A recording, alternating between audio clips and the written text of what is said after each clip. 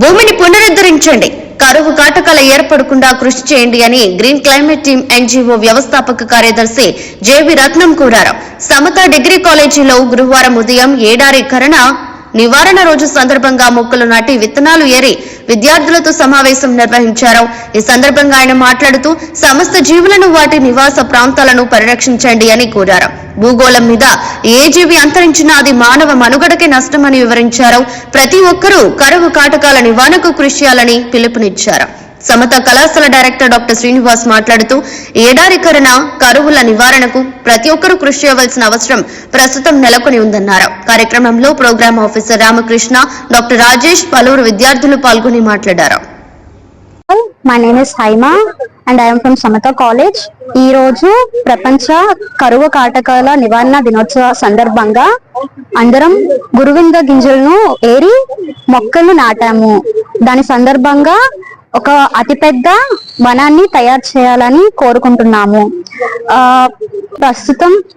ప్రస్తుతం ఉన్న ఈ రోజుల్లో నీరు సమస్యలు ఉన్నాయి కాబట్టి నీరుని కాపాడాలి. కాబట్టి ఇలా వృక్షాన్ని పెంచడం వల్ల మనకి నీరు సదుపాయంగా ఉంటుంది. దానివల్ల ఎన్నో జీవరాశుల్ని మనం కాపాడగలము. అనేది పీల్చుకొని ఇంకా మనకే కాకుండా మన వచ్చే తరాలకు కూడా ఆక్సిజన్ అనేది స్వచ్ఛమైన ఆక్సిజన్ మనం ఇవ్వాలి. ఆల్రెడీ మన ఉన్న పాత జనరేషన్స్ అన్ని కూడా మనకి అనేది చాలా ఇచ్చారనమాట.